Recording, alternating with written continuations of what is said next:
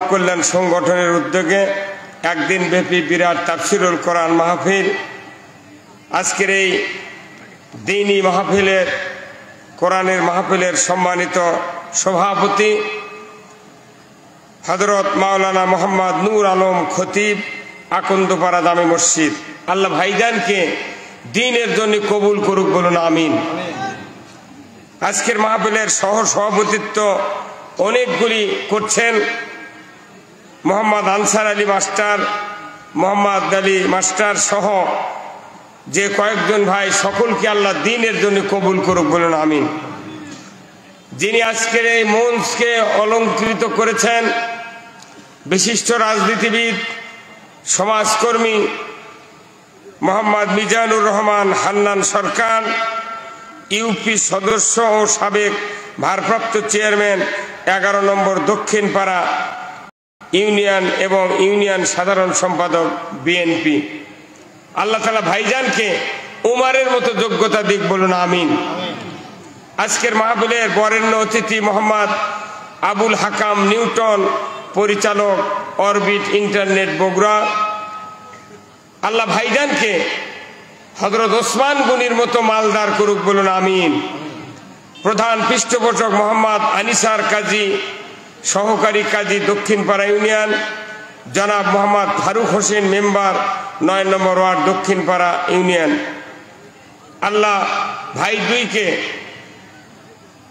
হযরত আবু বকরের মতো এই পৃথিবীতে ইসলাম বিজয়ের জন্য সহযোগিতা করার তৌফিক দান করুক, বলুন আমিন। আজকের মাহফিলের সম্মানিত বিশেষ মেহমান বৃন্দ,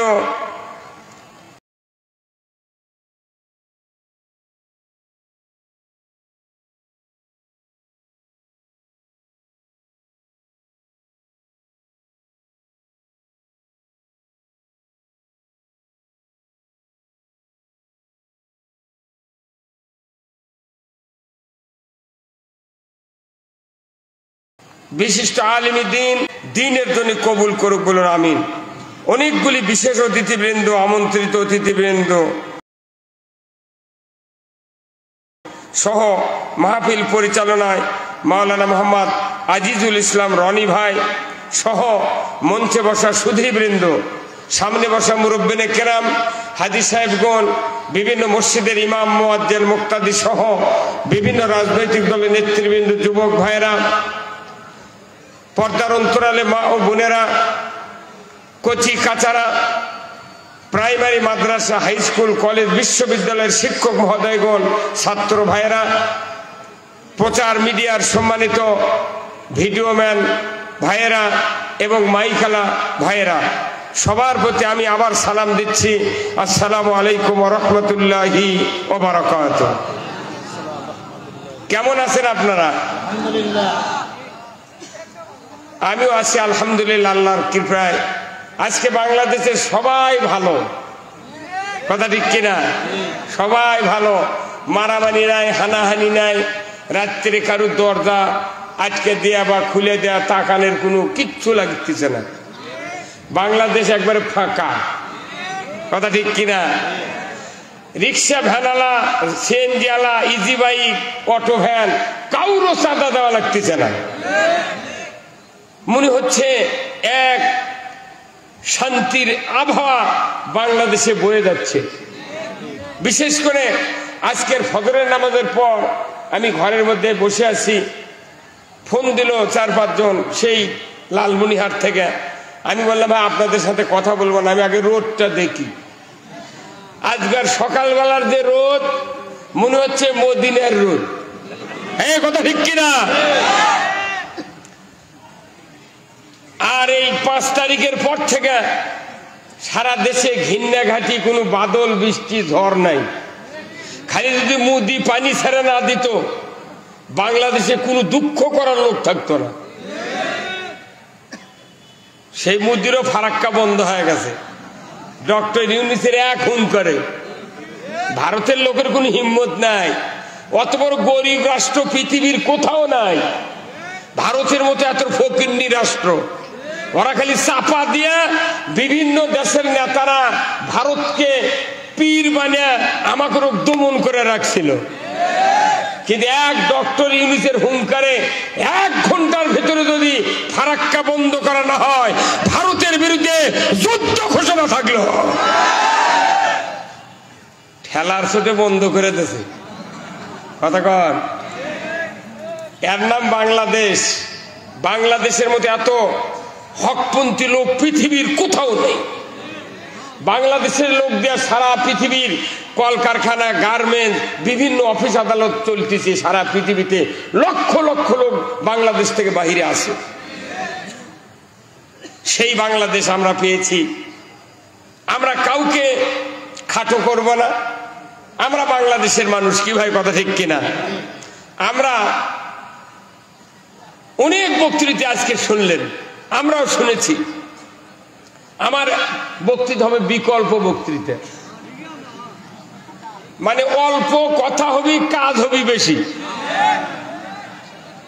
আমরা নামাজের বক্তৃতা শুনেছি, রোজার বক্তৃতা শুনেছি, পীরের খানকার বক্তৃতা শুনেছি, আলেম ওলামার বক্তৃতা শুনেছি, মসজিদ, মাদ্রাসা, দাড়ি, টুপি, উমরা, কোনো বক্তৃতা শোনা বাকি নেই।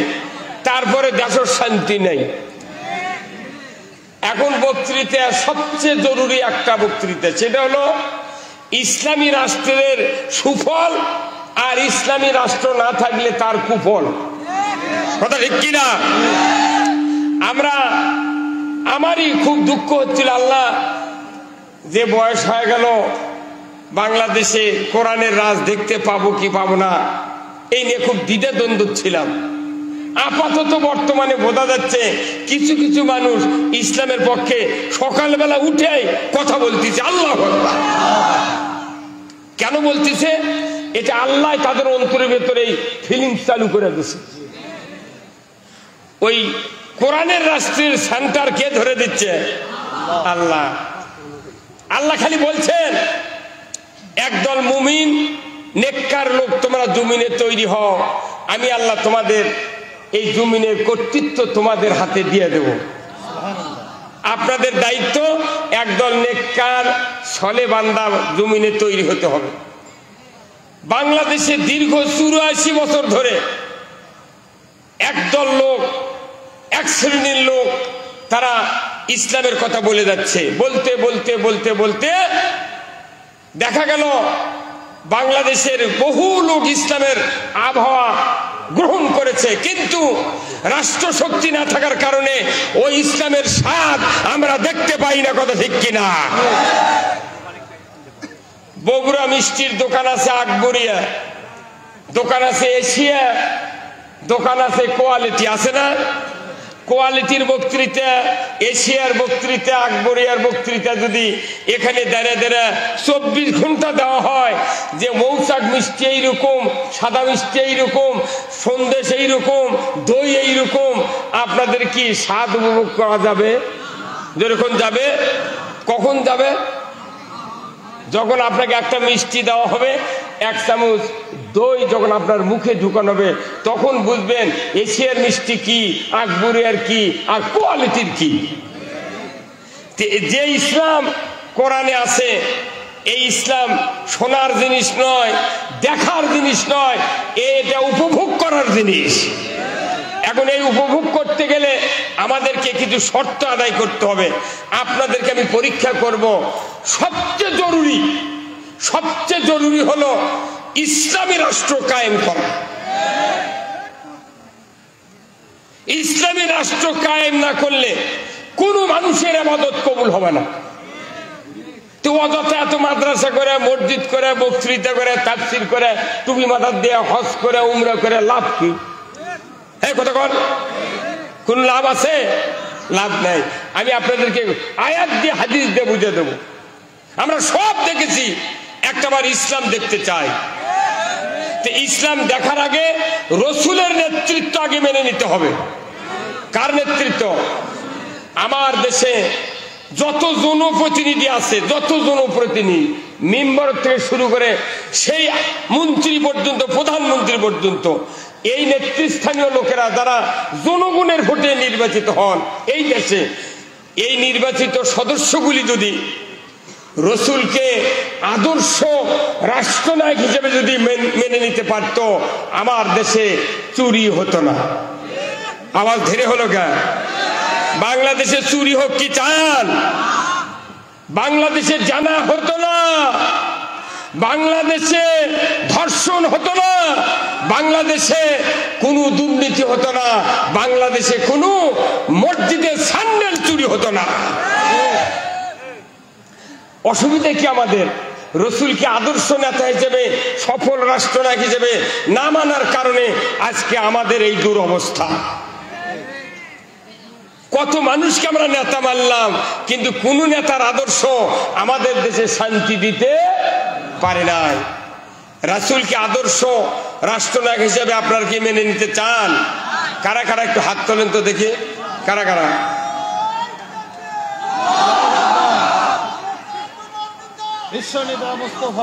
লিল্লাহে তাকবীর, নারায়ে তাকবীর, নারায়ে তাকবীর।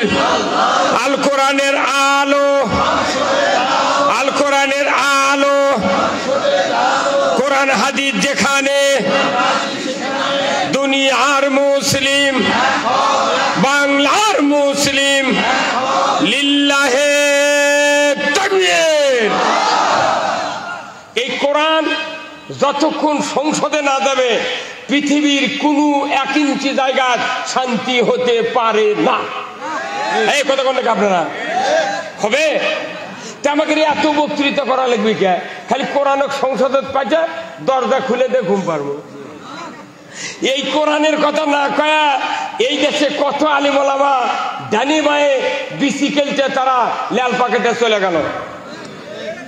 এই যে কুয়াকাটার হাফিজার, হ্যাঁ কথা কোন? এই যে তাহিরি আজাহারিকে বললো, মিজানুর রহমান আজাহারি ভাইকে বললো এটা জামাতের প্রোডাক্ট। তাহলে উই যদি জামাতের প্রোডাক্ট হয়, তুই কার প্রোডাক্ট? কথা কর। তুই তাহলে ক আমি উমুকের প্রোডাক্ট, তুই হয় কারু শয়তানের প্রোডাক্ট, আর না কোন মানুষের প্রোডাক্ট তুই ক। কথা বলেন। এই হাতে গোনা মাত্র 4-5 জন বক্তা স্বৈরাচারীদের তলপি খায়া এই বাংলাদেশে মাহফিলের উপর আঘাত করতে সাহস পেয়েছই না তারা। এত বড় সাহস! বক্তা বক্তৃতা করলি মাউথপিস সরে দে বলে কানের পট্টি গরম করে দেব।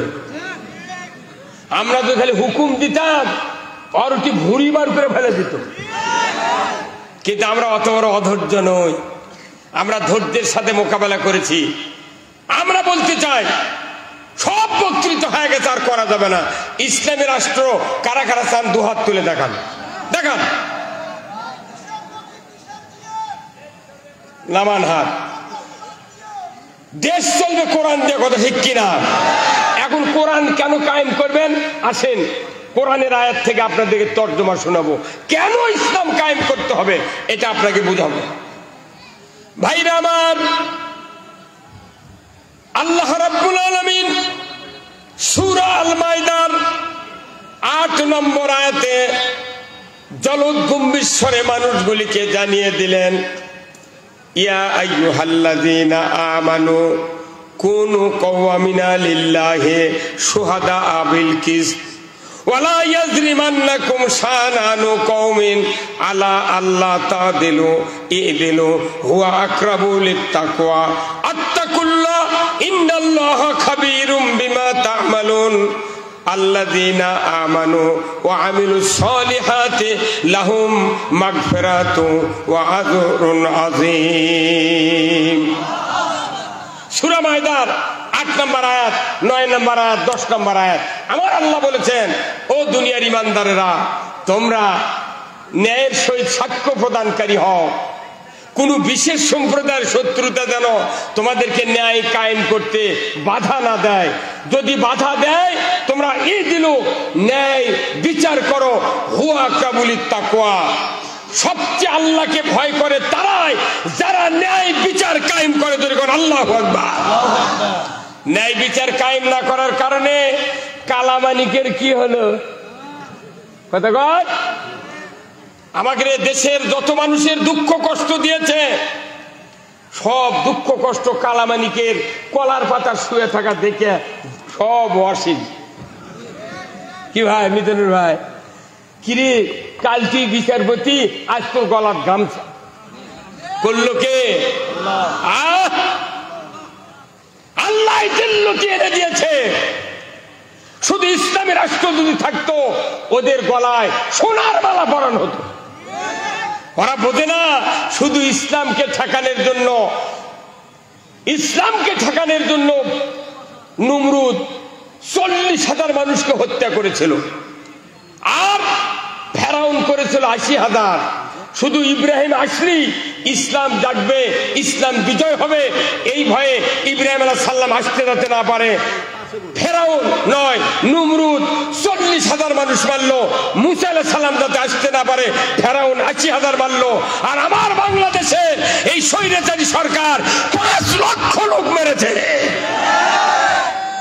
আবার যদি কোনো নবী আসতো এই পৃথিবীতে, তাহলে স্বর্ণাক্ষরে লেখা হতো কোরআনের আয়াত দিয়ে যে ফেরাউনের চেয়ে বড় ফেরাউন বাংলাদেশের প্রধানমন্ত্রী। এই তোরে বলেন না ঠিক? আপনাকে মামলা হয়নি না?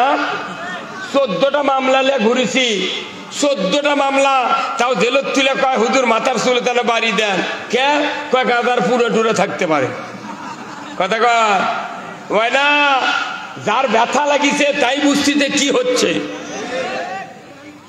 মাথার থেকে পা পর্যন্ত দেখলে মনে হয় না মুসলমান। সেই নেতা আছে আমাকে কয় হুজুর দেখে শুনে কথা কবেন, সাহস কিরিবা। আমি তখন বলি ভাই কোরআন শরীফ আপনি পাশে বসে দেখে দেখে কয়া দেন, আমি শুনে শুনে কব। পাশে দেখে দেখি আর নাই। কেন? এই জাতির ঐক্যবদ্ধতা না থাকার কারণে যে দেশে 95% ইমানদার, সেই দেশে কোরআনের মাহফিল করতে অনুমতি দেওয়া লাগে, আর বাংলাদেশে অনুমতির প্রয়োজন হবে না। তাহলে ইসলামী রাষ্ট্র কেন করব কায়েম? আল্লাহ তাআলা বলছেন যে যারা ইসলাম বিজয়ের জন্য কাজ করবে এরাই বেশি আল্লাহকে ভয় করে। কোন সুবহানাল্লাহ। ইসলামকে বিজয় কেন করতে হবে? আল্লাহ রসুল মক্কা শরীফে 13 বছর ছিলেন। 11.5 বছর যখন তার জীবনটা অতিবাহিত হতে যাচ্ছে খাবার চত্বর দিয়া, হঠাৎ করে কাফেরের অত্যাচারে নির্যাতনে অনেক সাহাবীরা তারা শহীদ হয়ে গেলেন, নির্যাতিত হলেন। অনেক বিপদ মুসিবত, মারপিট, জুলুম, নির্যাতন তাদের উপর নেমে আসলো। আল্লাহর নবীকে সাহাবীরা বলেন, ইয়া রাসূলুল্লাহ, এত অত্যাচার নির্যাতন, আল্লাহর কি সাহায্য এসে যাবে না? আল্লাহ কি সাহায্য করবেন না? চতুর্দিকের আবেদন করতে করতে আল্লাহর রাসূল চিন্তা করলেন, লোকালয়ে থাকলে তো আমার কাছে সবাই আবেদন করে, আমি আর লোকালয়ে থাকবো না। কাবার মাথা ভেগিয়া কাবা শরীফের ছায়ার নিচে উনি কম্বলটা বগলের তলে দিয়ে একটু আরাম ফরমাচ্ছেন। এমন সময় হযরত খাব্বাব রাদিয়াল্লাহু তাআলা আনহু রাসূলের সামনে হাজির। রাসূলকে বললেন, ইয়া রাসূলুল্লাহ, মাতা নাসরুল্লাহ, আল্লাহর সাহায্য কি আসবে না? ইয়া রাসূলুল্লাহ, আমরা মার খেয়ে জুলুম নির্যাতনে শেষ হয়ে যাচ্ছি, আমরা কি আমাদের উপর কি আল্লাহর সাহায্য আসবে না? নবীজি কম্বল থেকে একটু সোজা হয়ে বসলেন। উনি বললেন, খাব্বাব, তুমি এত অধৈর্য হচ্ছ কেন? আমাদের পূর্বে যারা কোরআনের দাওয়াত দেয়নি, তারা ইসলামের দাওয়াত দিয়েছেন, ওই লোকগুলিকে কাউকে করাত দেয়া দ্বিখণ্ডিত করা হয়েছে, কাউকে আগুনের কুণ্ডুতে ফেলে দেওয়া হয়েছে, কাউকে ফাঁসির মঞ্চে দাঁড়িয়ে তাকে শহীদ করে দেওয়া হয়েছে, লোহার চিরুনি দিয়া শরীর থেকে গোশতগুলি টেনে টেনে নিচে নামিয়ে দেওয়া হয়েছে। তারপরেও তারা এক চুল পরিমাণ দিনের রাস্তা থেকে সরে যায় না। হে খাব্বাব, এত তাড়াহুড়ো করছো কেন? সেদিন বেশি দূরে নয়, সেদিন বেশি দূরে নয় যেদিন সানা থেকে ইয়ামিনের রাজধানী সানা আর হাজরামুত, কাবার দরজা থেকে শুরু করে ইয়ামিনের রাজধানী সানা 1250 কিলোমিটার রাস্তা। একজন যৌবনের লাবণ্যতা নিয়ে একজন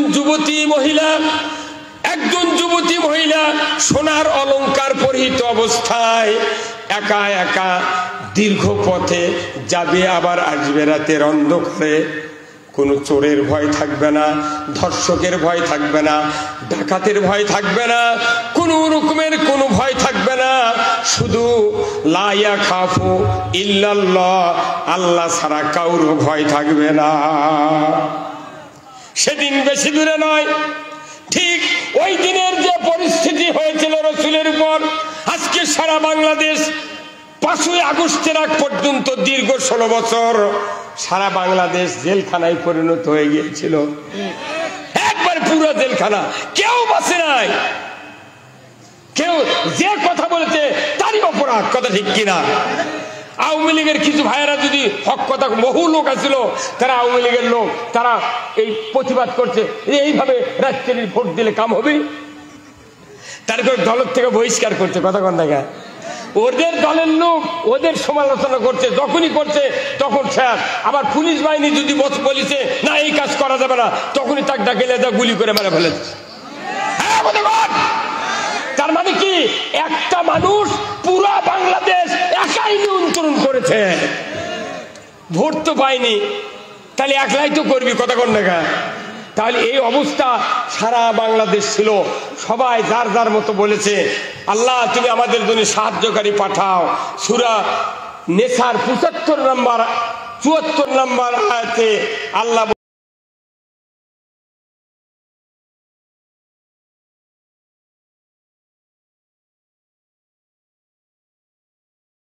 বলছেন, এরপরে 75 বলেছেন ওমা লাকুম লা তুকাতিলুনা ফি সাবিলিল্লাহ ওয়াল মুস্তাদআফিনা মিনার রিজালি ওয়ান নিসাই ওয়াল বিলদানিল লাযিনা ইয়াকুনুল্লাহ। এইভাবে আল্লাহ বক্তব্য দিয়েছেন, ও দুনিয়ার মানুষেরা, তোমরা শিশু তারা কান্না করতেছে, আল্লাহ এই জালেম জনপদ থেকে আমাদেরকে বাঁচিয়ে দাও, আর আমাদের সাহায্যের জন্য একটা ভালো নেতা দিয়ে দাও। যেরকম আল্লাহু আকবার, আল্লাহু আকবার। এই কয়েকদিন আগে এই দোয়া আমরা করেছি, কিন্তু দোয়াও কবুল হয়নি। ছাত্র সমাজের ভাইয়েরা খুন্তি থেকে আবাবিলের মতো নেমে গেছে। হ্যাঁ, যারা আইনমন্ত্রী, স্বরাষ্ট্রমন্ত্রী, এরা বলল করো গুলি। পুলিশ বাহিনী বলেছে স্যার গুলি তো করবার করছেন, 3 জন মরে 30 জন আমার সামনে আসে। আল্লাহু আকবার। এটা খালি ছাত্র সমাজ নয়, ওই বদরের যুদ্ধের মতো, উহুদের যুদ্ধের মতো আল্লাহ ফেরেশতা দিয়া বাংলাদেশে সাহায্য দান করেছে। এই কথাটা তখন প্রেক্ষাপট, রসুলের প্রেক্ষাপট এক হয়েছিল, কথা ঠিক কিনা? যখন এই কথা বললেন রসুল যে খাব্বাব আর তাড়াহুড়ো করো না, অচিরে এই দিন আসবে যেদিন একজন যুবতী সোনার অলংকার পরিহিত অবস্থায় রাতের অন্ধকারে 1250 কিলোমিটার পথ এইভাবে যাবে, আসবে। লা ইয়াখাফু ইল্লাল্লাহ, আল্লাহর ভয় ছাড়া কারো ভয় থাকবে না। জোরে কোন আল্লাহু আকবার। এখন সেই পরিস্থিতি, এখন আল্লাহ তাআলা রসুল যখন এই কথা বললেন, আল্লাহ তাআলা জিবরাইলকে পাঠিয়ে দিয়ে বললেন, যাও জিবরাইল, আমার হাবিবের কাছে একটা বক্তব্য নিয়ে যাও, একটা দোয়া নিয়ে যাও, এই দোয়া যেন আমার কাছে করে। ধরে কোন সুবহানাল্লাহ। সেই দোয়াটা কি? সূরা বনী ইসরাইলের দোয়া। আল্লাহ বললেন ওয়াকুর রাব্বি আদখিলনি মুদখালা সিদকিন ওয়া খরাজনি মুখরাজা সিদকিন ওয়াজআলনি মিন লাদুনকা সুলতানান নাসীরা। আল্লাহ বললেন, হে জিবরাইল, আমার হাবিবের কাছে গিয়া বলো উনি যেন আমার কাছে দোয়া করেন। আল্লাহ, ও আল্লাহ, আল্লাহ গো রব্বানা, হে আমাদের রব, আমাদেরকে সত্যপন্থী হাদায়াতের দিকে একত্রিত করুন, আর এমন একটা রাষ্ট্র শক্তি আমাকে দান করুন, না হয় অন্য একটা রাষ্ট্র দিয়ে সাহায্য করুন। এই কথা যখন আল্লাহ নাজিল করে দিয়ে বললেন, আল্লাহ দোয়া করলেন, দেখা গেল আল্লাহ তাআলা রসুলকে কয়েকদিন পর বললেন, মুহাম্মদ আর মক্কাতে থাকা চলবে না, এই অত্যাচার নির্যাতন থেকে যদি বাঁচতে চাও মদিনায় হিজরত করো, আর মদিনার মাটিতে ইসলামী রাষ্ট্র তৈরি করো। ইসলামী রাষ্ট্র তৈরি করা ছাড়া কোনোদিন এই জুলুম থেকে বাঁচা যাবে না। সব বাদ দিয়া ইসলামী রাষ্ট্র কায়েম করতে হবে। কার কথা? জোরে করে কার কথা? রসুলের কথা আপনারা প্রতিদিন শুক্রবারে শোনেন। এই যে আজকে কি বার গেল? আজকে একটা খুতবা শোনেননি ভাই মিজানুর ভাই? যে সানি খুতবাতে একটা হাদিস পড়ছেন আপনারা ইমামেরা, ওয়া সুলতানু জিল্লুল্লাহি ফিল আরদি মান আহনা সুলতানাল্লাহি ফিল আরদি আহনাহুল্লাহ। জোরে বলেন আল্লাহু আকবার। এই হাদিসটাকে আপনারা আজকে শোনেননি? যতদিন খুতবা পড়ে ইমামরা ততদিনই সানি খুতবার এই হাদিসটা পড়া হয়। এই হাদিসটা হলো রাষ্ট্রনীতির হাদিস। রসুল বলছেন যে ন্যায়পরায়ণ শাসক আল্লাহর ছায়া সদৃশ্য। যে বা যাহারা ন্যায়পরায়ণ শাসক কায়েমের বিরোধিতা করবে তারা যেন স্বয়ং আল্লাহর বিরোধিতা করলো। কি হুজুর? হ্যাঁ, তাহলে ইমামরা যদি আমরা এই হাদিসটাই যদি বয়তুল মোকাররম থেকে শুরু করে এই উজগ্রামের ইমাম পর্যন্ত যদি 5,12,000 মসজিদের ইমামরা সানি খুতবার এই হাদিসটা যদি আমরা বুঝাতে পারতাম জাতিকে, আজ 100 বছর আগে এই দেশে কোরআনের পার্লামেন্ট কায়েম হয়ে যেত। আমি মসজিদে নামাজ পড়ে দেয় ইসলামী রাষ্ট্রের বিরোধিতা করি, তাহলে আল্লাহ নবী বলছেন তাহলে তোমার আল্লাহর সাথে বিরোধিতা করা হলো। অতএব আল্লাহর সাথে বিরোধিতা করলে বলুন তো আমার নামাজ, আমার কুরবানি, আমার রোজা, আমার ইতিকাফ, আমার উমরা, আমার হজ, আমরা দান খয়রাত কে কবুল করবে? কেউ কি কবুল করার আছে? তাহলে এই কথাটা আরবিতে ইমাম সাহেব আমরা বলি, কিন্তু জনগণ বুঝবে দেই না।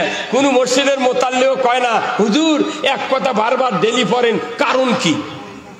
কথা কন। আমাকে ওটি এক ইমাম ছিল, সেই ইমাম করছে কি প্রতিদিন মোনাজাত বলে রব্বি হাবলি মিনাস সলিহিন, রব্বি হাবলি মিনাস সলিহিন। এখন লোকেরা জিজ্ঞাসা করছে হুজুর আপনি 11 বছর হলে একই মোনাজাত করেন, ব্যাপার কি? আর মানে জানেন? করছে আমি মানে দেখিনি। তো ওই লোকটা আবার আরেক মৌলবীর থেকে শুনে আসা করছে হুজুর আপনি যে মোনাজাত করেন এর মানে হলো যে আল্লাহ তুমি আমাকে নেককার সন্তান দাও। তা আপনার কি সন্তান হয়নি এখনো? করছে 11টা। কয় না 11টা সন্তান। তাহলে 11টা সন্তান যদি তোমার হয়, কইছে আমি যদি এই মোনাজাত আগে যদি অর্থ জানতাম যে মনে আর দোয়া করলো হইলে। কথা কয় আমরা কোরআন পড়ি, হাদিস পড়ি, বক্তৃতা করি, শুনি, কিন্তু আসল গুরুত্ব আমরা বুঝতে পারি না, বুঝতেও দেওয়া হয় না। কথা ঠিক কিনা?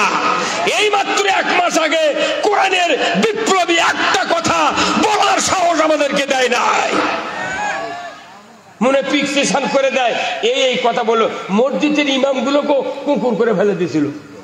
বাপরে না কথা কবার লাগতি মোতাল্লি গলা খাগার দেয়।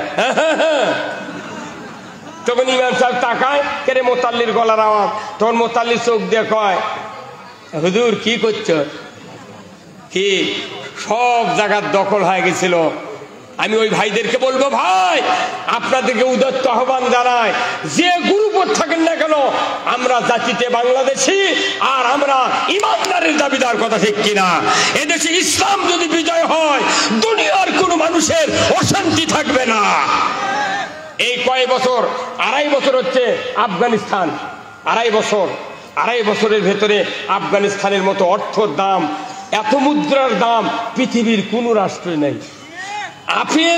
আপেল বেদানা ডালিম এইগুলি বেচে, আঙ্গুর বেচে তারা দেশ চালাচ্ছে, খনিজ সম্পদ সব আছে। আল্লাহু আকবার।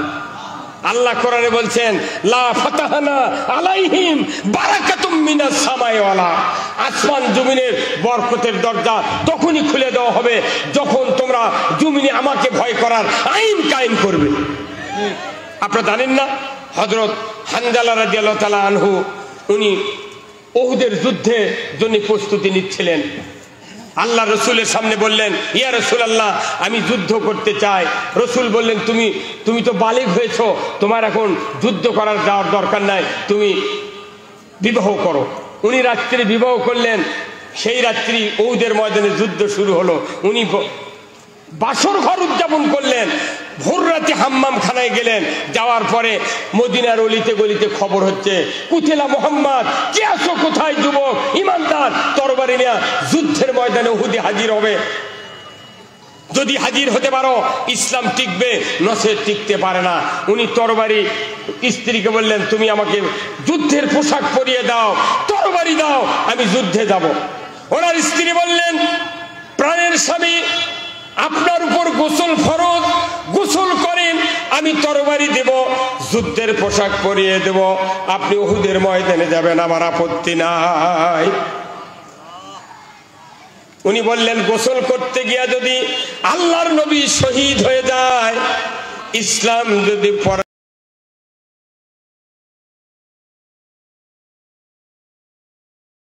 পরাজিত হয়ে যায়, কিয়ামতের দিন আমাকে আশাকে তরবারি ধরে যুদ্ধ করব।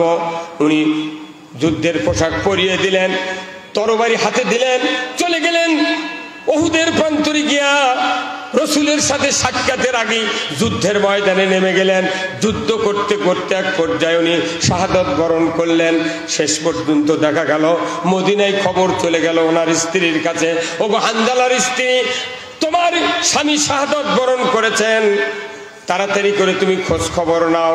উনি দৌড়ে চলে গেলেন, যা খুঁজতে খুঁজতে রসুলের তাঁবুর ভেতরে চলে গেলেন। হুজুর বলুন তো, আমার স্বামী উপর গোসল ফরজ ছিল, গোসল করে নাই, যুদ্ধে শাহাদাত বরণ করেছেন।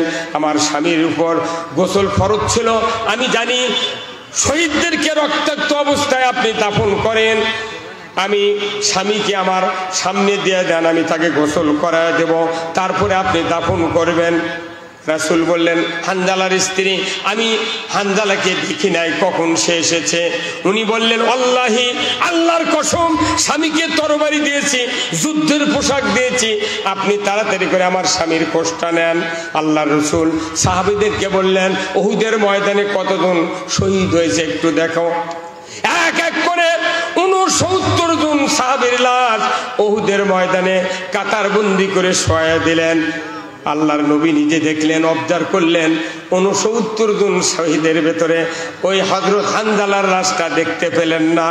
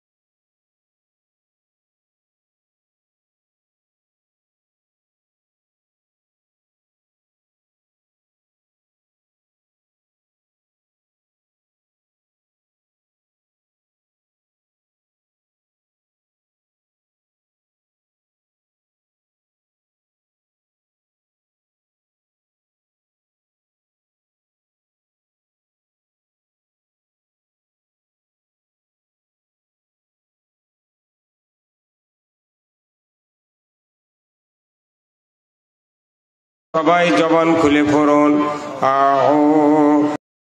তাহলে রোজার চেয়ে ইসলাম বিজয়ের কাজ সবচেয়ে দামি, নামাজের চেয়ে ইসলাম বিজয়ের কাজ সবচেয়ে দামি, আপনার গোসলের ফরজের চেয়ে দিন কায়েমের যুদ্ধ সবচেয়ে দামি। কথা ঠিক কিনা বলুন তো? আমাদের এই বডিটা পৃথিবীতে জীবিত রাখার জন্য কয়টা ফরজ? আমি যে বেঁচে থাকবো, আল্লাহ হায়াত দিয়েছে আমাকে সুস্থ অবস্থায় বেঁচে থাকার জন্য কয় ফরজ? শোনেননি? ওযুর কয় ফরজ?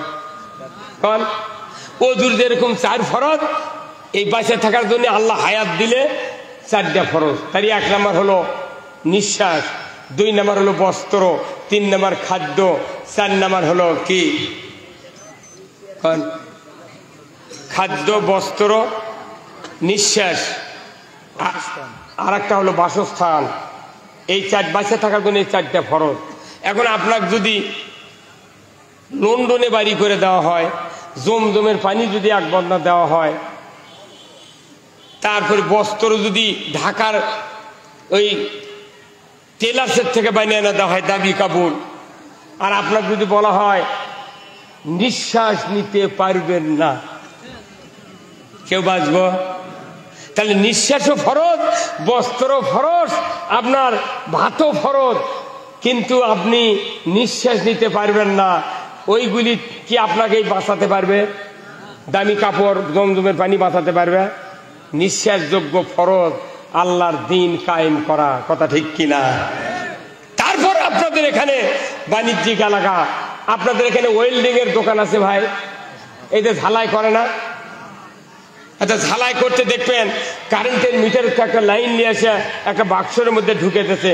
ওই ঝালাইয়ের মেশিন আছে না একটা, ওর ভিতরে এক কানি দিয়ে ঢুকে দিয়েছে, আবার আর এক কানি দিয়ে আর একটা লাইন বার করছে।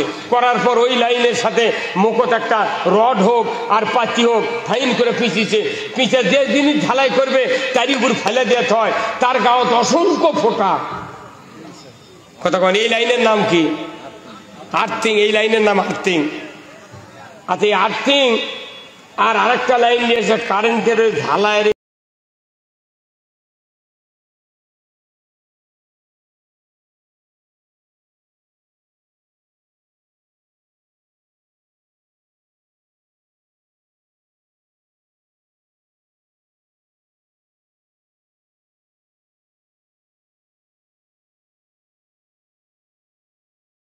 চিমটার সাথে কাঠি ধরে না, এই কাঠি আছে। আচ্ছা, আর্থিং এর লাইন খুলে দিয়ে যদি কিয়ামত পর্যন্ত পাহাড় হাউসে করতে 54 বছর হয়ে গেছে, বক্তৃতার চোটে মুলুবিরাই মরে গেল, অথচ কিচ্ছু পরিবর্তন। এখন রাষ্ট্র শক্তি হলো আর্থিং, আর কোরআনের বক্তৃতা হলো কারেন্টের লাইন। কথা ঠিক কিনা? যতদিন পর্যন্ত রাষ্ট্র শক্তি ইসলামের পক্ষে, কোরআনের পক্ষে তৈরি না হবে, বক্তৃতা দিয়া, নামাজ পড়ে, রোজা করে, হজ করে এদেশে সুদ বন্ধ করা যাবে না, এদেশে চুরি বন্ধ করা যাবে না, এদেশে জানা বন্ধ করা যাবে না। কি কথা ঠিক কিনা? আমার দেশে চুরি হয় হুন্ডা, চুরি হয় গরু, পুলিশেরা খোঁজ পায় না। এই কথা কন, কি খোঁজ পায়? যদি বিএনপি জামাতের কোনো জায়গার 10-12 জন লোক বসে মিটিং করে, তখন তারা বিবৃতি দেয় পরের দিন সকালে পেপারে যে গোপন তথ্যের ভিত্তিতে অমুক জায়গায় 16 জন জামাত কর্মী তারা নাশকতার পরিকল্পনা করছিল, বিএনপির কর্মীরা নাশকতার পরিকল্পনা করছিল, আমরা তাদেরকে জিহাদি বই সহ ককটেল বানানোর কয়েকটি সরঞ্জামাদি সহ গ্রেপ্তার করতে সক্ষম হয়েছি। অথচ আমার থানার এমপির গ্রাম থেকে 6টা গরু চুরি হতে, টানছেন এমপির গ্রাম থেকে 6টা গরু চুরি হতে, ওসি সাহেবের চাকরি আছে। আমি নন্দীগ্রাম থানার জাহাঙ্গীর ওসি বলেছি, এই 15 তারিখ অবস্থান কর্মসূচি ছিল আমাদের, আমি বলেছি ওসি সাহেব আপনি আমাদেরকে ধরার জন্য গোপন তথ্য পান, আর সবার থেকে হুন্ডা চুরি হয় সেই তথ্য পান না, জব দিতে পারেনি। আমার দেশে কৃষিজীবী মানুষ বেশি। 34 মাসে দিন কোরিয়ান আছে, আমার একটা কোরিয়ান আছে, গভীর নলকূপ, মিটার চুরি করে লেগেছে আমার গ্রামের 4টে মিটার চুরি করে নিয়ে যায়, মোবাইল নাম্বার দিয়ে মোবাইল করে বলছে যে যদি 8,000 টাকা এই নাম্বারে ফ্যাক্সে লুট দিবার পারো অমুক জায়গায় মিটার পাবে। কথা কয় না বারে। আমি বলেছি বারে যদি এইরকম ঘটনা ঘটে আপনাদেরকে আসামি করে মামলা করবো আমরা। ঘোড়ার ঘাস কাটার জন্য তোমাকে চাকরি দেওয়া হয়েছে? হ্যাঁ, কথা ক্ষতি ধর বাপরে। তুই হ্যান্ডকাপও বানাতে দে কত ডিবারি। হ্যাঁ, এই বগুড়াতে, এটা আমাকে বগুড়াতে চাকরির জন্য কোন দরখাস্ত দিলে চাকরি হয়নি। খালি কয় বাড়ি কোথায়, না বগুড়া, চাকরি নাই। আমার 3টা ছেলে master degree pass, MA pass, কামেল পাস, চাকরি নেই। আমার বেটার আমাকে বলে আব্বা কি অকাম হলো, এমন জায়গা আছে জন্মনো, চাকরি হয় না। আমি চাকরি করবো তে ইতিহাস চুকিয়া গোপালগঞ্জে গেলু না, গোপালগঞ্জে গেলে না চাকরি জমি লাগাতে লাগাতে বেসনের আটি নিয়ে যাচ্ছে হাতত করে পুলিশের চাকরি দিচ্ছে। তুই চাকরি করবি গোপালগঞ্জে গেলে না বগুড়ার চুকে, বগুড়াতে চাকরি দেয়নি। কথা ঠিক কিনা? যে চাকরি দরখাস্ত করে টিকিছে কি করে মুক্তিযোদ্ধার দোয়াই দেয় শেষ। আমি স্বাধীনের সময় দাখিল দুয়ামের ছাত্র। আমি 1976 সনে দাখিল পাস, 2 বছর গ্যাপ দেয়া, 1 বছর মুজিবরের স্বাধীনের আন্দোলন 9 মাস, আরেকবার আপগ্রেডে ভর্তি হয়ে আমি পড়বো মাদ্রাসাত। বাপে করতে তুই হাই স্কুলত পড়াবো না, মাদ্রাসাত পড়বো। 1 বছর 2 বছর লস দিয়া 1976 সনে দাখিল পাস। কে রাজাকার কে মুক্তিযোদ্ধা সব জানি। 8 বছর বয়সের মুক্তিযোদ্ধা বাংলাদেশে 50,000 আছে। এই মুক্তিযোদ্ধাদের সন্তান যারা ভুয়া সার্টিফিকেট দিয়ে চাকরি করতেছে তাদেরও বেতন ফেরত নেওয়া হবে। আমাদেরকে মুক্তিযোদ্ধার দোয়াই দেয়া কাউকে চাকরি দেওয়া হয়নি। মোট চাকরি লেদে ওই দিক দিয়েছে কি হুজুর, এগুলা কত মেম্বরত কোয়া লাগবি, তাছাড়া ভাত হবে না। কি কত কর জাতির কাছে সব বলতে হবে, সব বলে দিতে হবে। আমরা এদেশে যত দুর্নীতি দেখেছি সকল দুর্নীতির কথা আমরা বলবো, কিন্তু কারোর বিরুদ্ধে আমরা প্রতিশোধ নেব না। আমরা দুর্নীতির কথা যদি জনগণকে না বলি জনগণ বুঝবে না, জানবে না। এই দুর্নীতি আবার বাংলাদেশে হোক, এটা কি আপনারা চান? কারা কারা চান না হাত তোলেন তো দেখি। কারা কারা চান না? লিল্লাহে তাকবীর, নারে তাকবীর। জিয়াউর রহমানের বাড়ি, খালেদার বাড়ি বগুড়া হওয়াতে, গাবতলী হওয়াতে আমাকে আরো বিপদ হয়ে গেছে। এমন একদিন আসবে দেখবেন যমুনার ওই পার একজন শাসন করবি, এই পার আমরা শাসন করবো।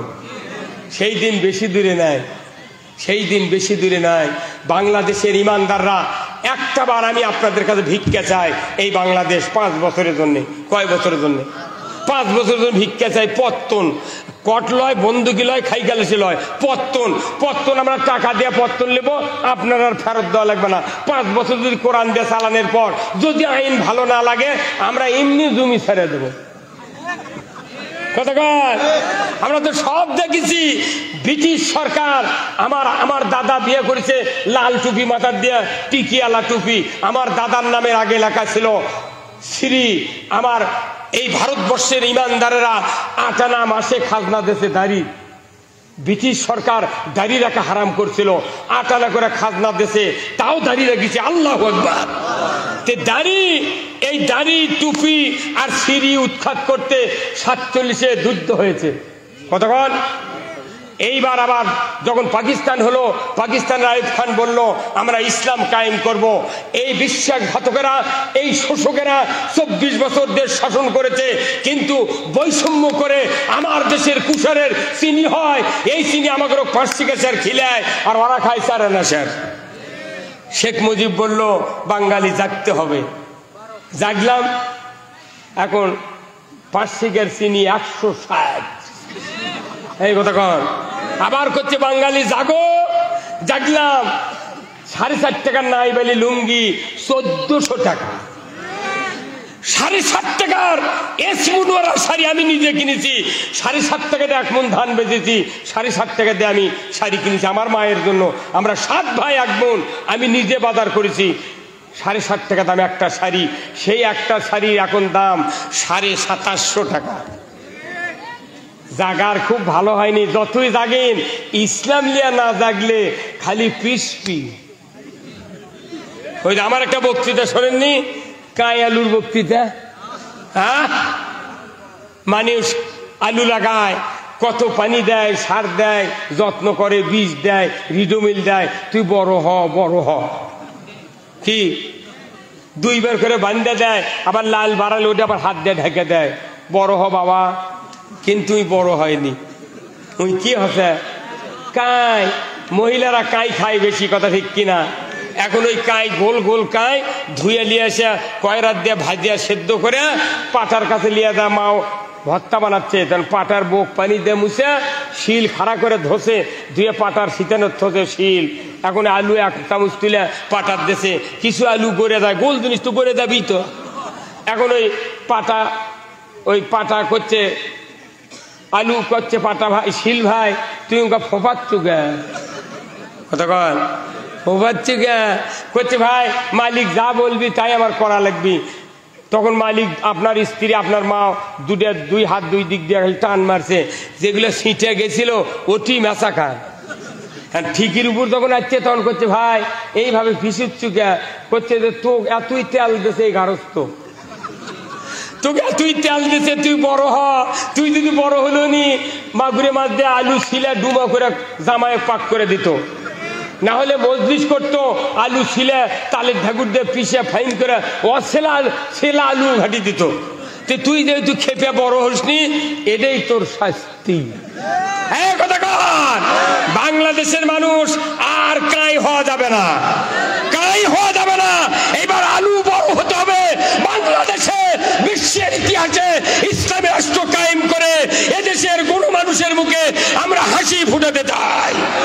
কারা কারা এই ইসলামী রাষ্ট্রের পক্ষে 2 হাত তুলে দেখান। লিল্লাহে তাকবীর, নারায়ে তাকবীর, নারায়ে তাকবীর। আল কোরআনের আলো, আল কোরআনের আলো, আলেম ওলামা যেখানে, দুনিয়ার মুসলিম। লিল্লাহে তাকবীর। সব ভেদাভেদ ভুলে যেতে হবে। কে কোন দল করি, কে কোন রাজনীতি করি, কে কি করি আমাদের দেখার টাইম দেয়। সবাই মিলে এই বাংলাদেশে ইসলাম বিজয় করতে হবে, নচেত একজন মানুষের ঈমান থাকতে পারে না। আপনারা বলুন তো, ওযু করে যদি কেউ ভাই ছাড়ে ওযু থাকে থাকবে? রোজা করে দুপুরে ভাত খেলে রোজা থাকে? কেউ যদি নামাজের সূরা ফাতিহা পড়ার পর অন্য একটা গল্প করে, কিংবা আপনার ছেলে বলছে আব্বা আমাকে একটা গরু উত্তরপাড়ার মোজাম্মেল এই গরু খরচ নিয়ে যাচ্ছে, তখন যদি আপনি সূরা ফাতিহা পড়ার পর বলেন যে বাবা মোজাম্মেল দেরি করবার, আমি নামাজ পড়ে বাড়াই, নামাজ থাকবে? তাহলে আপনি নামাজ ভঙ্গের কারণ জানলেন, ওযু ভঙ্গের কারণ জানলেন, রোজা ভঙ্গের কারণ জানলেন, আপনি ঈমান ভঙ্গের কারণ জানলেন না কে? কবে ঈমান চলে গেছে? করতা নদীর ভাইসা উঁচু বিবাদের দিয়ে ঘুরতেইছে। এমন কোন গ্রাম নাই, এমন কোন মহল্লা নাই, একটা গ্রামের 14.5 আনা 15 আনা মানুষ সুদের কিস্তির সাথে জড়িত নাই। আমার দুঃখ, আমি যখন কোরআন পড়ি, বয়স কম হলো না ভাই, প্রায় 65 বছর বয়স। আপনাদের তো আল্লাহ সুস্থ রেখেছেন, যেরকম আলহামদুলিল্লাহ। কোরআনে আল্লাহ বলেছেন আহাল্লাল বাইয়া হারামার রিবা, ব্যবসা হালাল সুদ হারাম। এটা বলার পরেও মানুষ হালাল ব্যবসা হয়নি, কথা ঠিক কিনা? হ্যাঁ, যে ব্যবসা যাচ্ছেন সেটি লুটপাট। কেরে মক্কা হজ করবে যাবে মানুষ, এই মক্কা কি আগে গেছে না আরো আগে যাচ্ছে? হ্যাঁ, ভারতও 2,10,000 টাকাতে হজ করে, আর বাংলাদেশে তার 7 লাখ। কারণ মানে সিন্ডিকেট করে হজের লাইসেন্সের সাথে যুক্তি করে এই নেতারা করছে কি, টাকা বাড়াও, ওরা তো টাকা আছে তো দিবি তো। কতক্ষণ এই হজের ভলেন্টিয়াররা মুআল্লিমরা 1 লাখ মারিছে, ওরকম দেশে 3 লাখ, আর সৌদি আরব সব প্লেন ভাড়া দিয়ে আর 3 লাখ। এইরকম ভাবে সিন্ডিকেট করে হজ করছে, সিন্ডিকেট করে চিনির দাম বাড়াচ্ছে এস আলম গ্রুপ, কথা ঠিক কিনা? এই বাংলাদেশের শ্রেষ্ঠ ব্যাংক ছিল ইসলামী ব্যাংক। এই এস আলম গ্রুপ এই ব্যাংকটা হাতে নিয়ে সরকারের সহযোগিতায় নিয়ে 50,000 কোটি টাকা উধাও করে দিয়েছে। এই ক্ষতির জন্য আজকে আমাদের দেশের অবস্থা। যত টাকা গণভবনের আলমারির তলে থেকে বাড়াচ্ছে, আমির হোসেন আমুনের নাম বাপ রুই তোর সংসদে কথা কয় ওর গায়ের গোস্তিং করে কাঁপি বারে নিচে করে কাঁপি ওরই বাড়িতে 5 কোটি বার আছে কানামানি কালামানি 70 লাখ টাকা পড়ে দিচ্ছে ওকে নৌকাতি পিঠা কারে লেছে 70 টাকা 1600 কোটি টাকা বাড়াচ্ছে আর একখান থেকে হাজার হাজার লক্ষ লক্ষ টাকা বাড়াচ্ছে রূপপুর পারমাণবিক বিদ্যুৎ কেন্দ্র থেকে 59,000 কোটি টাকা লুট করেছে এই শেখ হাসিনার ব্যবসা। এই টাকাগুলো যদি খালি ইউরিয়া সার ভর্তুকি দেওয়া হয় খালি জয়ের টাকা ভর্তুকি দিলে ইউরিয়া সারের বস্তা 20 টাকা বস্তা হবে আর যত মানুষ মামলা দিয়ে জেলখানাত খিলালো এই টাকা যদি পেজত দেয় পেজ লাগবে 5 টাকা ধরা আর যেগুলা টাকা ব্যাংকত লুটপাট করে নিয়ে গেছে এই টাকা আসলে চাউলের দাম হবে 4 টাকা কেজি কইলে এগুলো আমরা কই দেখ আমাকে ধরে কই এরাগুলা কবিকা আমাকে পক্ষে তেল মারবি তেল মারবি তো তেল মারি চলো তো বয়তুল মোকাররমের ইমাম পলাশুগা এই কথা কই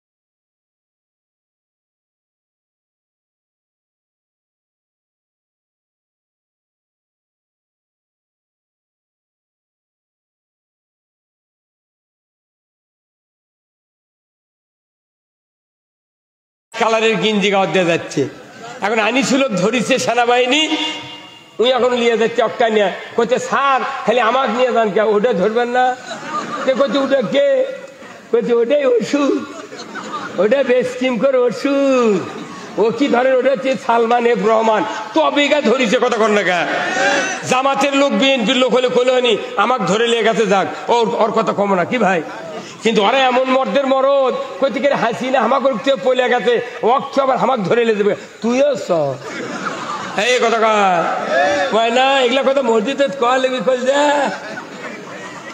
তেল মারার কাম বাদিন এই দেয়াল ভালো নবীদের 14 বাটি দাঁত বার হয়ে গেছে কথা কয় এই গাছ ইসলাম কায়েম করার জন্য সকল দল মত নির্বিশেষে আমরা ইসলাম 5 বছর দেখবো তারপরে আমরা আবার আরেক দল ক্ষমতার দেবো দাও তোরা আবার তারা দেখতো তুর্কের ডাল আমাকে ডাক কিরকম হয় এই পৃথিবীতে 4 জন সরকার ছিলেন কয়জন 2 জন ছিলেন ইমানদার 2 জন ছিল কাফের 2 জন ইমানদারের মধ্যে একজন বাদশাহ সুলাইমান তিনি নবীও ছিলেন আর একজন জুলকারনাইন আর বক্তে নসর আর নমরুদ এই 2 কাফেরের শাসন দেখিছে পৃথিবীর মানুষ 2 ইমানদারের শাসন দেখিছে বলেন তো এই কাফের আর ইমানদারের শাসন কি কম বাড়া হয়নি আচ্ছা কম বাড়া যদি না হবি এই যে ফেসবুকে একটা ছবি দিয়েছে হাসান মাহমুদের ছবি ভাত খাবার বলতে দেখেননি হাসান মাহমুদের ভাত খাওয়ার দৃশ্য দেখেননি 14টা তরকারিতে চড়াগে কয়টা আর আমাকে 2 জন মন্ত্রী ছিল আলী হাসান মোহাম্মদ মোজাহিদ আর হচ্ছে শিল্পমন্ত্রী হচ্ছে আপনার মতিউর রহমান নিজামী এই মোজাহিদ মন্ত্রীর ছবি দিয়েছে ওই হাসান মাহমুদের আগে দেখো সবুজ একটা প্লাস্টিকের বাটির এক বাটির মধ্যে ভাত ওরই মধ্যে আলু ভর্তা না কিবেন পেঁয়াজি দেখো কে এই মন্ত্রী ভাত খেতে লাগলো এক তরকারি এক বাটির মধ্যে সব আটলো আর তুই যে 14টা তরকারি আমাকে দেখাচ্ছ ওটা কার টাকার খালু এখন গেলু কোনটি তুই যদি লন্ডন যাই থাকিস তো গলাত বুনা লেগে নিয়ে আসা হবে ডক্টর ইউনুস বলেছে আগে দেশ সাফ কর্ম আগে দেশ সাফ কর্ম তারপরে ভোট হবে কে দেশ সাফ করুক তো ওই যে গোপালগঞ্জ না লাফা ছিল দুলা ভাই আব্বা কয়াম আসেনি সূর্য উঠেছে গোপালগঞ্জে কয় গোপালগঞ্জে সূর্য উঠেছে রক্ত লাল আর কয়নি ওইটি 8টা জিনিসের কথা কছে কথা কন না আমি এরা সাবধান বাণী। আওয়ামী লীগের কাছ থেকে আমাকে শিখতে হবে যে তোমাদের এই পরিণতি কেন হলো। আমরা যারা আগামীতে ক্ষমতায় যাব আমাদের ওই এই শাস্তি থেকে শিখতে হবে। আমাদের খুব খুশি হওয়ার কিছু নাই, যতক্ষণ পর্যন্ত এদেশে নির্বাচিত একটা গণতান্ত্রিক সরকার কায়েম না হবে ততদিন আমাদের খুশি নাই। আমরা জীবন চেষ্টা করে এদেশের মাটিতে মানুষের মুখে হাসি ফুটাতে চাই। এই হাসি ফুটানোর জন্য আজকে আপনাদের এই উজগ্রাম, আমি কোনোদিন নাম শুনিনি, আমার বাড়িতে গেল এই রনি ভাই, আজিজুল ইসলাম রনি, আমার দেখে পছন্দ হলো না। কেন কি আবার কি সভা করবি, বা বাড়ি আসে প্যান্ডেল দেখে আমার কোল দিয়ে শুকে গেছে। আমি কোনো ভাই এদের অতিথি চর্চিতি করছে, দেখি তো হ্যান্ডবেল দেখি তো তাইলো না, সেই রকম বাঘা বাঘা মরদ আছে কি বাবরে। এই ডেটে বিএনপি লেগেছে, এই কয় বছর নামই লেখতে দেয়নি, থাকতো বিএনপি। কি ভাই বাবর, আমরা পৌঁছে গেছি বারে। আমার ইউনিয়নের আমি 1986 সনে জামাত ইসলামীর ফর্ম পূরণ করছি, 89 সনে রোকনের শপথ নিছি, সাইদি সাহেবের দাস শুনেছি গাজীপুর কাশিমপুর, ওখানে গাজীপুর মাদ্রাসা কামিল মাদ্রাসা, এখানে দাস শুনেছি সাইদি সাহেবের সূরা আনামের 33, 34, 35 নম্বর আয়াত। গোলাম আজমের পাশে কয়েকবার নামাজ পড়েছি। আলিয়া হাসান মোহাম্মদ মুজাহিদের এবং ইসলামী ব্যাংকের চেয়ারম্যান ছিলেন আব্দুল জাহের নাসের, তাদের বক্তৃতা শুনেছি বগুড়া বহুবার। এমন সময়ের লোক আমি, অথচ একটা কথা বলবার দেয় না। আমাকে মনে হচ্ছে নাসের পুতুল, যাই থাকে তাই মনে হয় গাইলে কয় এরা পালো কি, কয় এরা কোরআনের কথা কবি কে, আমি কমরাতে তুই কয় তুই করে তুই পাতে নামাজ পড়বায়। পায়খানা করে ঢেল মোস্তাহাব নেওয়া, গরমের সময় কোন ঢেল আগে কোন ঢেল শীতের সময় পরে উনি জানে না, অত আমাদের উপর খবরদারি করছে। এই সুযোগ বাংলাদেশে কি আবার দিতে চান? দিতে চান? যে ভাইরা এই কাজ করেছেন তাদের বিরুদ্ধে আমাদের প্রতিশোধ নাই। আপনারা দেখেন, একটু শান্ত হ্যাঁ, ইসলামের দেশে চালু হলে আপনার মায়ের কোলে থাকবেন। যত অমুসলিম ভাইরা আছে এলাকার, আমরা মন্দির, আমি 4 দিন রাত্রে মন্দির পাহারা দিয়েছি, হিন্দুদের বাড়িতে গেছি। এত পাহারা দেওয়ার পরও আমার নন্দীগ্রাম থানার ভাটরা ইউনিয়নে হিন্দুর একটা খ্যারের পালাত আগুন লেগে দেয়, আমাদের বিরুদ্ধে ষড়যন্ত্র করছিল। আমরা যে লোক খ্যারের পালাত আগুন লেগে দিয়েছে তাকে আমরা তাড়িয়ে ধরেছি। ধরে দেখি যে ওই স্বজাতি, ওই নৌকার স্বজাতি। এদেরকে ব্যবহার করে যারা দেশে মানুষকে অপমান করেছে, তোমাদেরকে না বলি সে পালিয়ে গিয়েছে, কেউ কারু তোয়াক্কা করেনি। আসুন না আমরা ভেদাভেদ ভুলে যাব, আমরা সব এই বাংলার এক বাক্যে বাংলাদেশে আমরা কারোর উপর হানাহানি নাই, মারামারি নাই। খালি একটু সুযোগ দেন, বাংলাদেশে জেলখানায় কোনো আসামি থাকবে না, কোনো আসামি থাকবে না। চোরের হাত কাটার আইন কায়েম হবে। একটা চোরের হাত কাটার আইন দৃশ্য বয়তুল মোকাররমে যদি আমরা টিভির মাধ্যমে ডিশের মাধ্যমে দেখাতে পারি, 14 বছরে বাংলাদেশে কেউ চুরি করবে না। তাহলে চুরি করে ধরা পড়লো না, জেলখানাত কে? জেলখানাত বিলাই থাকবি আর কুত্তা থাকবি। কথা কর বাপরে, জেলখানার মধ্যে আমি 10 বার গেছি জেলখানাত। আমাকে বগুড়া ফাপড় থেকে ধরে নিয়ে এসে আমাকে মামলা দিল, বিরাট মামলা দিল। আমি থাকি সাপাহার, থাকি হেমায়তপুর, মামলা দিতে দিতে 14টা মামলা, 32 বছর হলে আমি রাজনৈতিক মামলা খাটতেছি। তারপরেও তাদের আক্রোশ মেটেনি, ফাঁসি দিল আমাদের নেতাদেরকে, তাও মিটলো না। এত লোক গুম করলো, তাও মিটলো না। আয়না ঘরত খালি মেডিসিন দিয়া লক্ষ লক্ষ মানুষকে মারা ফেলে দেয়। হাড্ডি পরে আছে কি ভাই, গাড়ির চাতার লাগান, ধুরার লাগান, দেহ পরে আছে, কি মেডিসিন দিচ্ছে? এমন ভাবে ওই চামড়া, হাড্ডি, গোস্ত আর চামড়া গলে গেছে, এমন ব্রেন আছে। আমাকে যেদিন ওই ফেসবুকে আমার ব্যথা দেখালো, আব্বা হাত যদি দুর্বল হয় তার দেখতে মানা করছে। সত্যি যখন ওই দৃশ্য আমি দেখলাম, চিৎকার দিয়ে আমি পড়ে গেলাম, আল্লাহ এই জাহান্নাম বাংলাদেশে তারা তৈরি করেছে, আল্লাহ তুমি তাদেরকে অপদস্থ করো। আল্লাহু আকবার। এই দৃশ্য আপনারা দেখেন নাই? কি অবস্থা হয়েছে দেশের, হাজার হাজার মানুষকে, লক্ষ লক্ষ মানুষকে এইভাবে হাড্ডি মাথার খুলি পরে আছে। কি এটা কি আবার চলুক? আপনারা চান? আমার দেশের সকল রাজনৈতিক দলের যত ইমানদার আছেন, অমুসলিম ভাইয়েরা আছেন, এই দেশটাতে একটাবার ইসলাম চালু করে দেখেন যে আমরা কষ্ট দিই না পাহারা দিই না শান্তি দিই। ব্যাপারই নয়, বাংলাদেশে যে ইনকাম হয়, যে অর্থ আছে, যে সোনার ফসল হয়, এই বাংলাদেশে কোনো জিনিস এত দামে কেনা লাগবে না, এত দামে কেনা। হায় হায়, সব ইলশার মাছ, আরে ইলিশ মাছ যেটি ফিড লাগে না, কিছু লাগে না, বারে ফিড লাগে না, খোল লাগে না, পানি লাগে না, খুদের ভাত লাগে না, সেই ইলশার মাছ 16 বছর হলে আমরা খালি জাটকা দেখতে পাচ্ছি। কি আর হরতালি বাজারত গেলে কয়, হুজুর 2200 টাকা কেজি নিবেন আর 600 টাকা কেজি তুই মুদি খিলেলু। আমি মনের দুঃখে 1.5 কেজি ইলশা নেওয়ার জন্য বরিশাল গেছিলাম এই কয়েকদিন আগে। বরিশাল থেকে 3টা মাছ কিনে নিয়েছি 7,500 টাকা দেয়া, খালি শোল ফলক দেখানোর জন্য, বা বড় মাছ তো বগুড়া পাই না, এই 7,500 টাকা দেয়া 3টা মাছ কিনে নিয়েছি। শোভা করবার দা বরিশালের সাগরের থেকে আমি দেখলাম, ওখানে সাগরের থেকে হাজার হাজার মন। আমি বললাম, ভাই কত কোটি টাকার মাছ আছে ডেলি সাগরের থেকে? ওই বড় ব্যাপারী যায়, তাই বললো, হুজুর আপনার চিনা লাগতেছে, আপনি কি ফেসবুকে ওয়াচ করেন নাকি? আমি ফেসবুকে করি না, সোবাদ করি, ওই ছবি তুলে ফেসবুকে ছাড়িতে। বলছে, হুজুর আপনার তো চিনাতে। ভাই আমাকে একটা সত্য কথা কোন তো, একদিনে কত মাছ এই সাগরের থেকে বাংলাদেশে এই বরিশাল স্পটে চাঁদপুরে এগুলো ঢোকে? বলতেছে এই বরিশালে ঢোকে 100 কোটি টাকার মাছ প্রতিদিন, 100 কোটি টাকার মাছ খালি বরিশালে ঢোকে। তাহলে চাঁদপুরে কতদিন? চাঁদপুরে ইলশা সবচেয়ে দামি ইলশা, সেখানে আরো ঢোকে। তাহলে এই ইলশাগুলো দায় কোনটি করে দেয়? হ্যাঁ, এই ইলশা যেদিন খাওয়া বন্ধ করছে বাংলাদেশের মানুষ, সেই দিনটা ডায়াবেটিস বাড়িছে। এই ইলশা হলো ডায়াবেটিসের ওষুধ। আমাকে খিলেছে জাটকা, তাই 6 মাস হলে ফ্রিজ হচ্ছে, সেটা গায়ে গায়ে নিয়ে এসে বেচিচ্ছে। কামানের ওই কাঁটার মধ্যে ওই মাছ বসে গেছে, তুই মুদি খিলেলু তাজা তাজা বড় বড় মাছ 600 টাকা কেজি, আর আমাকে জাটকা খিলেলু 1400 টাকা কেজি। তাহলে ওই বঙ্গোপসাগর কি মুদির বাপের? হ্যাঁ,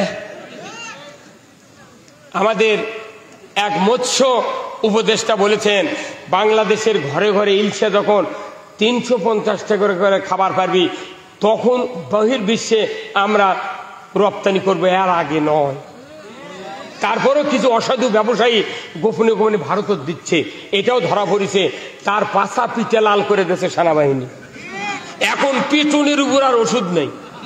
কথা কন না, আব্বা দুলা ভাইয়ের এত দাম, মাইনা ইলশা আপনাদেরকে 350 টাকা খিলাবে।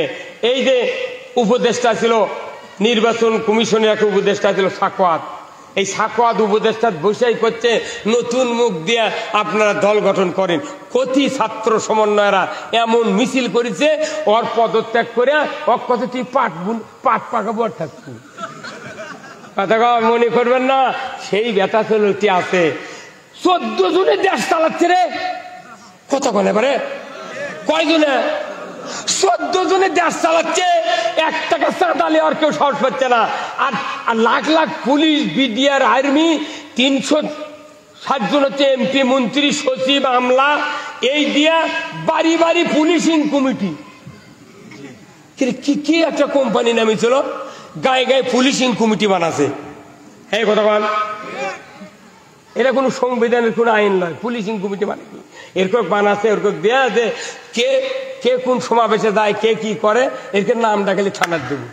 এই হুজুর কথা কন না, মসজিদের হুজুরও কোন টাইপের বক্তৃতা দেয়, তুই খালি থানার ফোন করবো, আচ্ছা গ্রেফতার কর্ম। এই পুলিশিং কমিটি লয়, ওরকে এই সাধারণ মানুষের মধ্যে ডিবি সেট করছে ওরা। আমাকে রোজকের মোট হেরে চলে গেছে। এমন যে পার্টগুলো হেরাসু, তোরা হেরাস না, তোরা আয়, তুর্ক গিয়ে আমরা আল্লাহ রান চালু করবো, আয় বাবায়। কি না, এগুলা সব মনে আছে, সব মনে আছে। আমি জেলখানাতে ছিলাম 21 দিন, আমার ছেলের মধ্যে রাখছিল। 200 পাহাড়ের বল আমার বুকের উপর। এই গাড়ি ধর চেয়ারম্যান হচ্ছে আব্দুল সাত্তার, আর তালোলার ইউনিয়নের চেয়ারম্যান হলো নজরুল। 2 বাঘের মধ্যে আমার তোতে ঠ্যাক্সি এলো। ওরা 2 জন খালি কান্দে, আমি সারা রাত কান্দিছি, আর গজল করছি, ক্যারায়াত করছি। তখন ওই জেলখানার পুলিশ রেখা, হুজুর আপনি এত গজল কন, আপনার ঘুম ধরে না? আমি ভাই ঘুম ধরে না, আমার ঘুম পাড়ার জন্য দিলি হচ্ছে তোরা। কথা কন, এই আমার বক্তৃতার গজল শুনে ওই পুলিশ চোখ দেখ পানি বার করছে। তখন কইতে হুজুর আপনাকে যদি করতার 5 নাম্বার লকাবে দিয়ে আপনি থাকবেন, আমি না আমাকে দিলে থাকবো। তখন ওই চলে যাচ্ছে, রবিবার করে ফাইল হয়, জেল সুপার এসে জেল সুপার কত ওই পুলিশ যা যে স্যার একটা হুজুর আছে স্যার, ওর গজল শুনে আপনি রাত্রে কান্দা ভরে দেবেন। তো ওই লোকটা কেন পাঁচর দেওয়া যায় না? কোথা চলেন তো লকাবের দিন এসে আমাকে ডাকিচ্ছে, রুহুল আমিন যুক্তিবাদী কে না তো আমি। কোথায় আপনার 5 নাম্বার লকাবে যেতে হবে, আপনি ব্যাটিং পত্র বাঁধেন। আমি বল না কে কে যাবি তাহলে ওঠি? কোথায় আপনি একা? আমি বলে আমি একা যাবো না, আমি আইনি শুনলই। কথা ঠিক কিনা? আমি বললাম আমি একা যেতে রাজি নাই, চেয়ারম্যান গাড়ি ধর এই 7টার আর এই নজরুল সহ আমি যাব। 3 জনা কি জেলখানার 5 নাম্বার লকাবে দিয়েছে। এগুলা কষ্ট, গায়ের ঘামে কম্বল ভিজে গেছে রে। তারপরে যে রকম গালিয়ায় আহা, মনে জেলখানার পুলিশ মনে ওসি বরাবর। 12,000 টাকা 12,000 টাকা ঘুষ দিয়ে আমি বার হয়ে গেছি জেলখানার থেকে, এই বগুড়া জেলখানার থেকে। জামিন হচ্ছে তাও ছাড়া দেয় না, আবার ঢুকাতে আবার সিআইডির সাথে লাইন করলো। ভাই আমার বাড়ির যাওয়া লাগবে রে, শোভা তো এমনি বহুত শোভা মার গেল, তাহলে কি করা যায়? কত টাকা লাগবে? তাহলে আপনাকে আর মামলা দেবো না। কি রে 12,000 টাকা আমি জেলখানার মধ্যে টাকা কুন্ডি পাবো না পারে ব্যথা আলো কোনো বা তুই টাকা নিয়ে জেলখানাতে আসবো, তুই ওকে 8,000 টাকা দেন, 4,000 টাকা বাড়ির থেকে আনে পরের দিন সকালে ব্যথা জেলখানার গেটত দিয়ে দিস। জেলখানাত ঘুষ দিয়ে বাড়ান লাগে রে, এগুলা কি মনে নাই আমাকে? এই বগুড়ার ডিবি ছিল জুলহাজ নামে একটা পুলিশ, জুলহাজ কেউ নাম্বার দেয় না, আমার ফাঁপড় চান্দায় সবার থেকে ধরে নিয়েছে জেলখানার থতে, এই হাজুত থানার হাজুতে ফজরের অজু করতে দেয়নি আমাকে পুলিশ। করতে ওই পায়খানার মধ্যে দা ওটি অজু করেন, পায়খানার প্যান পায়খানাতে ভরে আসে রে। আমার মতো একটা লোক এই মনে করেন তখন আমার বয়স ধরেন এখন 65, তাহলে 16 বছর আগে কত হয়েছিল? 14 বছর আগে। এই বয়সের লোক আমি 46 বছর ইমামতি করি, সেই মানুষ কোথাও উজু করেন ওই পায়খানার প্যানত যা না পারে 2 দিকে 2 পাও দিয়ে পানি জোরে ছাড়লে তো গাও মেখে দেবি। হ্যাঁ তার ডুবরে এই কি ডাকাতি রে, সেই থানাকে পুড়ে দিয়ে সাফ করছে। সেদিনকে আগে এসে জিয়া নাম ওই মাটি ডালি দেখা হলেন, কোন ভাই আপনি কয় বছর এলে আসেন?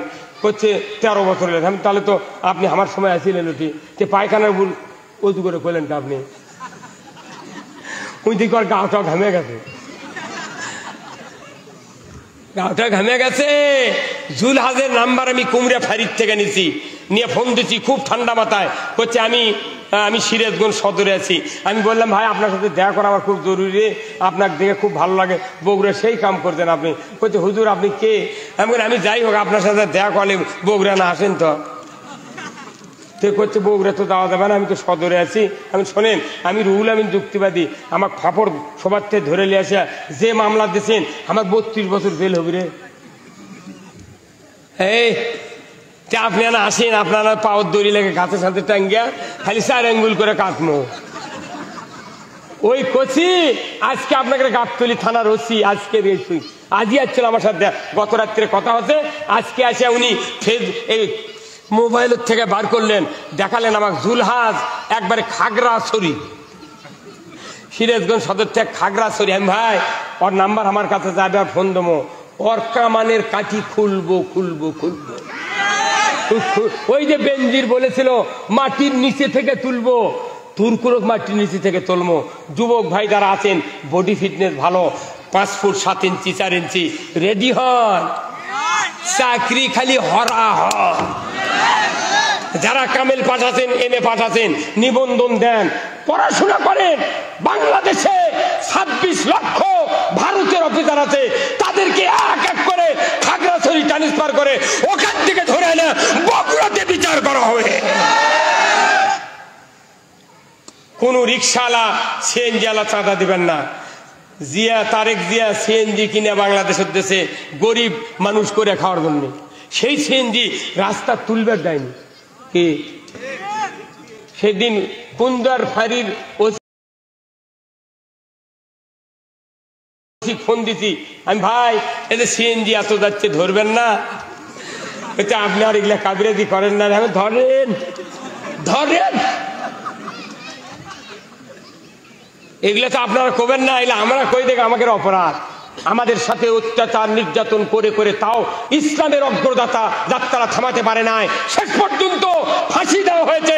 যে গোলাম আজম, অধ্যাপক গোলাম আজম 1972 সালে লিয়াকত আলী, পাকিস্তানের প্রধানমন্ত্রী যে লিয়াকত আলী, তার হাতে ভাষা বাংলা করার জন্য স্মারকলিপি প্রদান করেছে।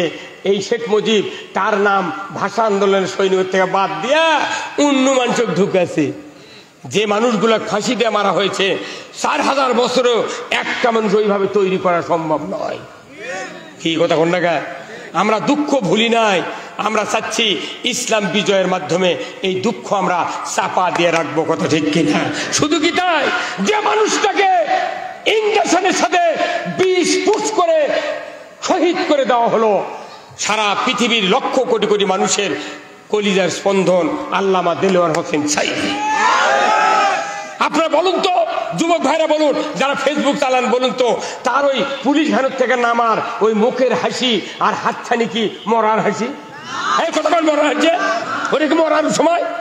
উনি হাসপাতালের বেডে বসে আছেন, বাঘের মতো লেটা বেড়ে বসে আছেন, কালো জামা কাপড় দিয়ে বাঘের মতো এইভাবে মনে হচ্ছে কি যেন দিকে ভয় করতেছে, এইভাবে তাকে আছে।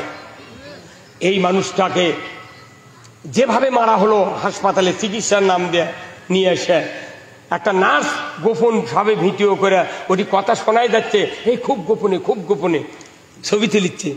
উনি মন্তব্য করছে নার্স যে স্যার যখন সাইদি সাহেব মৌলানা সাহেবকে তখন ইঞ্জেকশন পুশ করলো, তখনই হুজুর টলে বলল। চোখে পানি রাখা যায়? সেই মানুষটাকে জানাজা ঢাকার মাটিত করবার দিলে না, কি দৌরত্ব! ও আনিসুর, ও সুরঞ্জিত সিং গুপ্ত, তোমার পাশার মধ্যে অজরা দিচ্ছে এখন আল্লাহ। বাপরে, ওই সুরঞ্জিত সিং গুপ্ত কয় কি, যেভাবে কেস চলিচ্ছে তাতে ফাঁসির আর বাধা নেই, কাল্লা ঝোঁকায় বান্দরের লাগান। এই কথা কন। আর ওবায়দুল কাদের কয় বিএনপি জামাত জঙ্গির দেখে কয় 1 মিনিটও 10 বছরের মধ্যে 1 মিনিটও রাস্তা দাঁড়াতে পারেনি, তুই পুলিশ ছাড়া 1 মিনিট থেকে পারবো? এই কথা কন। এবার ছাত্র সমাজ দেখে দিয়েছে যে পুলিশের কাম বাজেনি, আর আমাকে কয় তুমি দাঁড়াতে পারিনি, খালি হাফ মিনিট যদি খালি পুলিশ বাদ দেওয়া হয়নি, তোর বাপ দাদা অষ্টমা সিদ্ধি হয়ে গেল। এই কথা কন নাকি আপনারা? পাগুলের লাগান। পুলিশের উপর ভর করে তুই কয়দিন চলবি রে? আল্লাহ মিটিয়ে দিয়েছে। কত দুঃখ আছে ভাই, একদিনে সব বলা যাবে না, আরো খাতাত লেখা আছে, ডায়েরিত লেখা আছে। আপনাদের সহযোগিতা যদি আমরা পাই, এদেশে ইসলাম কায়েমের মাধ্যমে নারী পুরুষ মেহনতি মানুষ, অমুসলিম, হিন্দু, বৌদ্ধ, খ্রিস্টান, যত জাতি বাংলাদেশে আছে সবার মুখে আমরা হাসি ফুটাতে চাই। এই হাসির ফুটানোর জন্য আপনাদের সহযোগিতা চাই। আপনারা কি সহযোগিতা করতে রাজি আছেন? কারা কারা দুহাত তুলে দেখান। লিল্লাহে তাকবীর, নারায়ে তাকবীর। আমার ভাইয়েরা, রাত্রি অনেক হয়ে গেছে, আমি অনেক বয়স হয়েছে ভাই। 5 তারিখ থেকে শুরু করে আজ পর্যন্ত আমি প্রতিদিন 3-4টা করে প্রোগ্রাম করতেছি। গত রাত্রে আমি 4টা প্রোগ্রাম করছি। আমি এইভাবে করতেছি কথা আপনাদের। আমার একটা ইচ্ছা, এই যে কয়দিন বাঁচে আছি আল্লাহর আইন কায়েম করে মানুষের মুখে হাসি ফুটাতে চাই। আপনারা সবাই আমার জন্য দোয়া করবেন। আপনাদের একজন ছেলে আজিজুল ইসলাম রনি ভাই সহ যুবক ভাইরা, প্রধান অতিথি, বিশেষ অতিথি যারা সহযোগিতা করে মাহফিল পরিপূর্ণ করেছেন, আল্লাহ সবাইকে হায়াতে কুমুল্লা দান করুক, বলুন আমিন। আল্লাহুম্মা আমিন। ربنا ظلمنا أنفسنا وإن لم تغفر لنا وترحمنا لنكونن من الخاسرين। আয় আল্লাহ তাআলা, বাংলাদেশের এক ঐতিহ্যবাহী জেলা বগুড়া, তার অন্তর্গত গাবতলী থানা, আল্লাহ এই থানার আশেপাশে আমরা যারা আছি বড়ই অবহেলিত। আল্লাহ গো, এই থানায় আমাদের রাষ্ট্রপতি জিয়াউর রহমানের বাড়ি, প্রধানমন্ত্রী, সাবেক প্রধানমন্ত্রী খালেদা জিয়ার বাড়ি। আল্লাহ, এই সুবাদে বগুড়া জেলার কোনো চাকরি হয় নাই। আল্লাহ এই উপজেলাকে আপনি ইসলামের দুর্গ হিসাবে কবুল করে নেন। আয় আল্লাহ, যে ভাইরা কোরআনের মাহফিলের আয়োজন করেছিলেন, আল্লাহ মাহফিল শেষের পথে আমরা সমাপনীর সময় দোয়া করছি, আল্লাহ বাংলাদেশটাকে আপনি কোরআনের জন্য কবুল করে নেন। আয় আল্লাহ, এই মাহফিলটা কিয়ামত পর্যন্ত কায়েম করে দেন। আয় আল্লাহ, আজিজুল ইসলাম রনি ভাই সহ যুবক ভাইরা, মুরব্বিনে কেরাম, মা বোনেরা যারা সহযোগিতা করে মাহফিলের অ্যারেঞ্জমেন্ট করার সুবিধা করে দিয়েছেন, আল্লাহ দয়া করে সকলের হায়াতে তয়বা দান করে দেন।